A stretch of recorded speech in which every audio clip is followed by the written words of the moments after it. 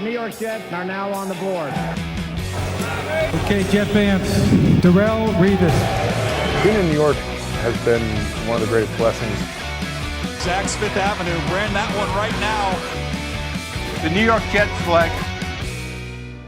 I feel like we were able to add youthful vets with a lot of experience, been able to play in some big games. Take no days off. I give everything I got. I'm hype about what we have. I'm gonna bring a lot of nastiness to that field, man. The New York Jets will ride into the 2022 NFL Draft on a wave of momentum. After scoring an impressive haul in free agency, the Jets own the number 4 and number 10 selections in the draft. 4 picks in the top 38 and 9 selections overall. The Jets, they're headed to Vegas, baby. Vegas. Welcome to the first installment of our Jets Draft Countdown series presented by Duncan. I'm Eric Allen. Coming up, we'll hear from Jets head coach Robert Saleh. The Athletics' Dane Brugler will check in with our Ethan Greenberg. Plus, Caroline Hendershot is going to talk draft with Pro Football Focus's Trevor Sikkema. But we start with Jets legends Anthony Becht and Eric Coleman. So great to see you guys. Back in the saddle, baby. Yes, sir. Off-season has began. A lot of action going on in the off-season. A lot of action, so let's start right there. E, what have you thought of the Jets offseason to date? I thought the Jets have done a great job in the offseason. You know, to start off, they re-signed some veterans. You know, they bring back Mike White, Joe Flacco, Tevin Coleman, some of the foundational pieces of this organization, some character guys, great guys for the locker room. Then you going out in free agency, you know, you add the Laken Tomlinsons, an attitude guy, a nasty guy. You added Jordan Whitehead, a hard hitter in the secondary, a very good leader. And so I really like what they've done so far. And it's going to be exciting to see how they fit into this mold of the new Jets unit going forward. AB, what can you say about what these guys do in between the white lines, but also what they're going to add to the locker room? E talked about Laken Tomlinson. You got a pair of tight ends in free agency, and on the defensive side of the ball, we think about DJ Reed, Jordan Whitehead, and then the key re-signing are Braxton Berrios. Yeah, plug-and-play players, right? You want guys that come in and not only make an impact as far as what they do on the field, but also as a leadership role. Tomlinson, you mentioned, he's going to be a guy that comes in. He's a Pro Bowl level guard. He fills a huge void for this offensive line. This offensive line is looking real good right now, in my opinion, as far as what they have and the healthy players coming back next year as well. And then, of course, the upgrade at the tight end position. Yeah, listen, it needed to happen. It needed to get younger. It needed to get healthier. And it needed to get better, quite frankly. And they need to be utilized. You know, I think number one thing, we looked at the age and some of the injuries over the years. We just haven't had that consistent target here with the New York Jets. So with C.J. Uzomah, he's a guy that, to me, intermediate pass catcher. He does a lot of damage catching the ball down the field as far as making guys miss, getting to the end zone as well. He's a big-time red zone target, in my opinion. He finds the end zone. There's a heightened awareness and urgency in his play. Conklin, the other side of the tight end, nice piece as well that he can add on. Intermediate pass catcher, excellent on play-action passes. They find the holes. They get in front of the quarterback's eyes. And when you have a young quarterback that's trying to develop, it's always good to have a security blanket. And you got 2 tight ends. Maybe add another one in the draft. Who knows? But you got 2 right now that are young. I think AB was in Joe Douglas's ear. Well, they're young, hungry. They're young. They're hungry. They got great energy. I love the interview with CJ. He was really fired up. That's what you want when you're bringing players, and these guys are excited to be here. E, speaking of fired up, Jordan Whitehead brings postseason experience. He's got a championship ring. Got tone-setting ability back there. Big hitter. I know you appreciate that, being a former safety yourself. And how about the story of DJ Reed and his development over time? I love it. I love both additions. You know, DJ Reed, a guy who is very, he's like a pit bull. He has a lot of attitude, a lot of confidence back there. And you need that confidence playing out on the island by yourself. He does a great job of playing in the zone. He can play man-to-man coverage as well. And then Jordan Whitehead. I mean, he's an enforcer. He's not the biggest safety, but when he comes downhill, everyone on the offensive side of the ball is looking out for Jordan Whitehead. He's not afraid to risk it all. He brings an attitude, and he's going to be one of those tone setters like a C.J. Mosley in the defense, that you need that attitude. You need that person to fly around, to talk that talk, and to go ahead and walk it as well. AB, totally different landscape for the Jets this spring as opposed to last spring when they were searching for a quarterback. How does that change things up knowing that you have Zach Wilson in place? There's excitement. I mean, listen, you got all these draft picks. You got a great free agency class. You had a good draft last year. I mean, the sky is up. It's got to be up. If it's not up, then there's some serious questions going on. I love what they're doing right now. I think as far as the capital they've got in the draft for last year and this year, it's really going to upgrade this team. Just stay healthy, work hard in the offseason, quarterback develop, get in the video room, increase your skill set and football acumen. And if he does that, I think this team can make huge strides coming up to this season. Speaking of making huge strides, are you guys ready to go on the clock? Let's go. Let's do it. All right, start that clock. Anthony Becht, which prospect has the highest ceiling in the 2022 draft class? Yeah, I'm looking at top 40 picks. Christian Harris to me on Alabama, 4'4", 40 guy, reminds me of C.J. Mosley. I don't know if he's getting as much love as maybe middle linebackers should. I expect this guy to be a plug-and-play guy, really step in and be a leader of a defense, and I think he's got a huge ceiling. Which prospect has the highest floor in this class? Well, when you talk about highest floor, you're talking about a guy who can come in, who can plug in and play right now and make an immediate impact. I look at two guys. I look at Aiden Hutchinson and Kayvon Thibodeau out of Oregon. These are two defensive ends that can come in. You can put them in their defense right now, and they can change the game. They can change the tone of how your offensive scheme is. You're going to have to know where these two guys are from day one. All right, let's move on here with our next question. I'm going to stick with you. What position groups have the most depth? I'm going to say the wide receiver position. There's a lot of talent at that wide receiver position. You look at guys like Garrett Wilson from Ohio State, Traylon Burks from Arkansas, James Williams out of Alabama. There's a lot of value at this position. Whether you pick a wide receiver early in the draft or wait until later, you're going to find a star. Yeah, Jameson Williams are going to be watching where he's going to go coming off that injury because he might be the best receiver overall. Chris Olave also blazed 4.26 in the 40. Anthony, how many unicorns are in this class? I don't think there's many, to be honest with you. I'm going with the safe bet. I'm going Evan Neal, Alabama. He's a tackle. I think everybody thinks he's probably the best tackle coming out of this draft, and I think he's a plug-and-play guy, plays a long time wherever he goes. Eric, how many quarterbacks are going to be taken in the first round? Ooh, well, when you listen to all the mock drafts, everyone says, there may be one quarterback. There's not a lot of good quarterbacks. But if I'm a team who needs a quarterback, the last thing I'm going to do is start broadcasting that I want a quarterback because that's going to just make it more difficult for you in the draft. But I think overall 3 quarterbacks will get drafted in the first round. You look at Malik Willis. Obviously, he's a guy who's going to come off the board quick. Kenny Pickett out of Pitt. Oh, we're out of time. He's a fantastic. Oh, well, I'm done. Bonus question, Anthony. How realistic do you think it is that Joe Douglas can be on the move? I think it's very realistic. I think he can move up. I think he get in the first round again. Hell, we've seen 4 in the past. Why not see 3 this year? It's a possibility. All right, we're out of time. We're going to catch up with you guys later. The New York Jets draft party returns to MetLife Stadium on April 28th. Join the Jets to watch the first round of the 2022 NFL Draft live on the video boards and enjoy player autographs, locker room tours, and more.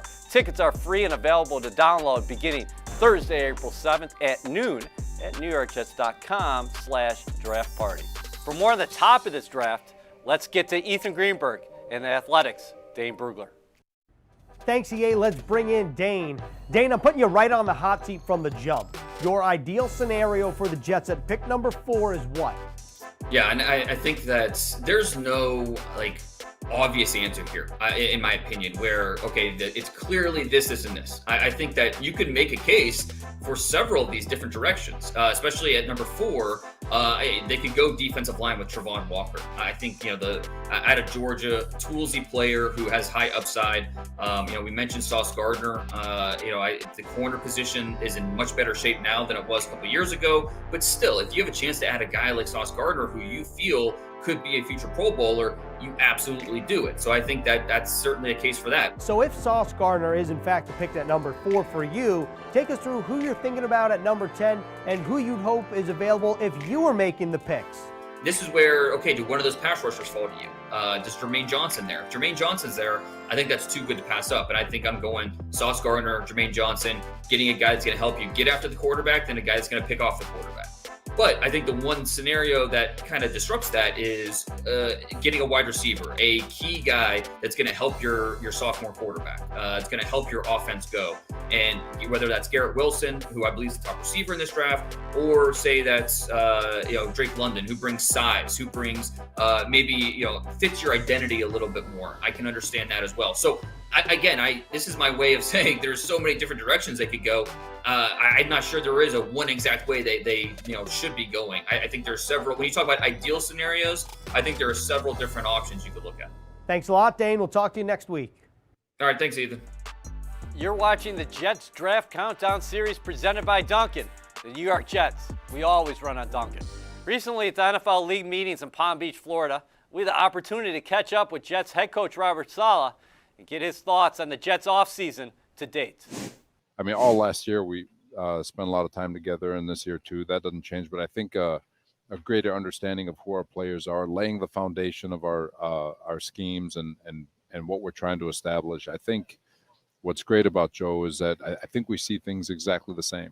Obviously, and we have the respect of one another and the trust for one another to be able to voice our differences and challenge one another on our thought process and come to a decision that's best for the organization. And Joe D's a rock star. He really is. He's unbelievable. The way he approaches his day-to-day business and the way he communicates and he allows us as a coaching staff the forum to voice our opinions on what we need, and it takes a lot, for him to be able to take all that input and then be able to take his scouts' input and all the people that he trusts along with us and come to a decision that's best for this organization. He's awesome. 9 picks in the draft, 2 in the top 10, 4 in the top 38. What can you guys do here when you look back at the 2021 class? Like, what are your expectations? Oh man, the initial expectation really is to make good, sound choices. We feel great about free agency because it doesn't pigeonhole us to one position. We're in position to take the best player available and to just be sound in our thought process, be sound in our evaluations, and make sure that we're checking all the boxes, crossing all the T's, dotting all the I's, and making the best selection for the organization and trusting that they'll develop into the players that we're expecting them to be. For the entire Robert Saleh interview, make sure you subscribe to the Official Jets podcast. For more on our prospects in the 2022 NFL Draft, here's Caroline Hendershot with Pro Football Focus's Trevor Sikkema. Thanks, EA. I'm excited to welcome in Pro Football Focus's college football and NFL analyst, Trevor Sikkema. Now, Trevor, let's get right into it. Let's ignore when each team picks for a second and just talk which player you specifically like for the Jets and think would fit well into the scheme. Oh man, there's so many that I think could be great for the Jets, and there's 2 ways to take that, right? One way you could say, all right, this team needs a lot of talent, which the Jets do in a little bit of ways, but I think what they've been doing over the last couple of years has really built this roster along very, very well. A couple of players that I love for them at the edge rushing spot to pair with Carl Lawson, Kayvon Thibodeau, love him. I know a lot of Jets fans out there know him very well. Speed rusher type. Was projected to be a number 1 overall pick kind of player during the season. It's kind of gone down a little bit, so now the Jets have some hopes to get him at number 4, shoot, maybe even at number 10. But now the guy Jermaine Johnson, Florida State player, who you'd be hard-pressed to find somebody who's had a better draft season than Florida State edge rusher Jermaine Johnson. So offensive line, I know they're beginning on Ike Ekwonu. A couple of guys, Evan Neal, Charles Cross, they could be great additions as well if they end up selecting Evan Neal. Gives them some guard tackle flexibility. But of course, I can't get out of here without saying wide receiver. Wide receiver is such a big impact that they need to make here in the draft, no matter where it is. Doesn't have to be with their 2 first-round picks. Could be somewhere in the 2nd round as well. But guys like Garrett Wilson, guys like Drake London, guys like Jameson Williams, those could all be very welcomed additions for a prospect I really liked last year in Zach Wilson, for him to really take that next step in his second year. Lastly, what do you expect to see from this team in year 2 of head coach Robert Saleh? Man, there's a chance that it could be a lot of fun, right? Robert Saleh is a fantastic coach, and I know that he was highly praised when he was in San Francisco. I know that people like a lot of the processes that he has put in with the New York Jets, and I love Zach Wilson coming out of last year's draft. He was my 2nd highest rated quarterback behind just Trevor Lawrence, but there's so much talent in this kid. And I think that over the last 2 years with Zach Wilson, you've realized that this team is going to do what they need to do to put that talent around him, especially on the offensive side of the ball. Well, thank you so much for all of your insight, Trevor. It was great to hear from you, and we really appreciate your time. New great seats are now available for Jets home games this season. Secure the best seats at MetLife Stadium and lock in exclusive season ticket holder benefits at nyjets.com/tickets. Where are the Jets going early in the draft? Opinions vary, but hype doesn't. For more on that, let's head back to Caroline and Ethan. Thanks, EA. Each week, Ethan and I will be breaking down some of the top mock drafts across the league and how the prospects could impact the Jets. Now, before we dive into a specific mock draft, Ethan, what positions are you seeing the Jets going after the most at picks 4 and 10? Well, first, I just want to say I love mock drafts. I love this segment. But right now, I'd say cornerback, pass rush, and wide receiver are the three most popular picks. Somewhat of a change after free agency began because offensive lineman, specifically at number 4, was a very popular pick as well. But after the signing of Laken Tomlinson, that's kind of dwindled. Yeah, free agency always shakes things up, but this week we're going to start out with NFL Network Daniel Jeremiah's mock draft, and we're going with number 4. All right, He's given DJ. us What do you got, DJ? cornerback Sauce Gardner out of Cincinnati. What do you think of that pick? Well, I think that this makes a lot of sense, and it seems like Sauce has kind of cemented himself as CB1 in the draft, whereas if you and I were to have this conversation months ago, we'd probably think that we'd be discussing Derek Stingley out of LSU, but with Sauce, outside of a great nickname given to him by a youth coach when he was just 6 years old, he's got it. He's got great height at 6'3", he's got 4.41 speed, and on the field, Caroline, get this, more than 1,100 coverage snaps, not a single touchdown allowed in 3 seasons at Cincinnati. You take a look at the total numbers here, 9 interceptions, 3 in each of his 3 seasons with the Bearcats. And Daniel Jeremiah's colleague, Bucky Brooks, he compared him to a player that I think the Jets fans are going to like this comp, Antonio Cromartie. Oh, how could Jets fans not be excited about that comparison? Okay, so let's go to pick number 10. Daniel Jeremiah has us picking. All right, here we go. Wide receiver Drake London out of USC. What do you think about a USC reunion with Elijah Vera Tucker and Drake London? Well, I think that the slot machines are playing it right now because I think this makes sense, especially from a position standpoint. We know that the Jets were close to acquiring Tyreek Hill before he ultimately chose to go to Miami. But London, however, much different play style than Hill. He's 6'4", 219 pounds. He played basketball for the Trojans for 1 season, and that shows in terms of his on-field football play style. But the big question here is with the medical. He fractured his ankle in late October, so where will teams feel comfortable selecting London? But the production here speaks for itself. He was named the Pac-12's Offensive Player of the Year after playing just 8 games. Now, right here is his career numbers, all right? In 2021, 88 receptions, 1,084 yards, and 7 touchdowns in just 8 games, which are crazy to begin with, but there's only been one other player with at least 88 catches in 8 games in Power 5 history. This guy was also selected number 10 overall in 2009, and that was Michael Crabtree, who did that in 2007. It's almost like fate for the number 10 pick. So obviously that's what Daniel Jeremiah is predicting, but Ethan, would you say those two are the most popular names at those positions?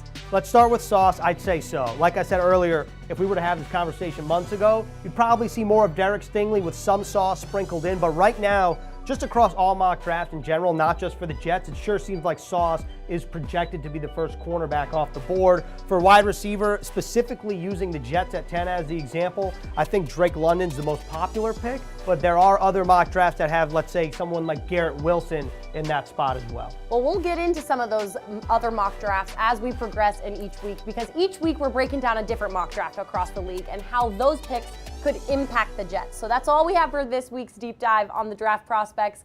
EA, back to you.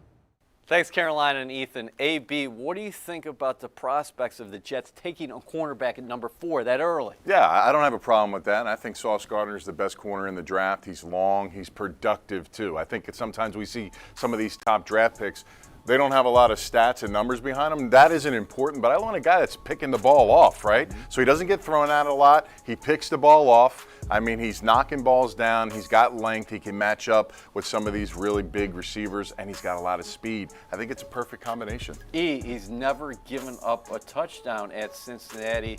What would a little Sauce do for the spice of the Jets secondary? Oh man, it would definitely spice up the secondary. It would free up what you can do blitz-wise. You know, you can leave him man-to-man on an island. You know, you add him with DJ Reed, who you signed in the offseason, Bryce Hall, who's an emerging corner. You got some pretty good corners who have a lot of size, who can cover very well. AB, Daniel Jeremiah had the Jets taking Drake London out of USC with that second first-rounder. What do you think about that?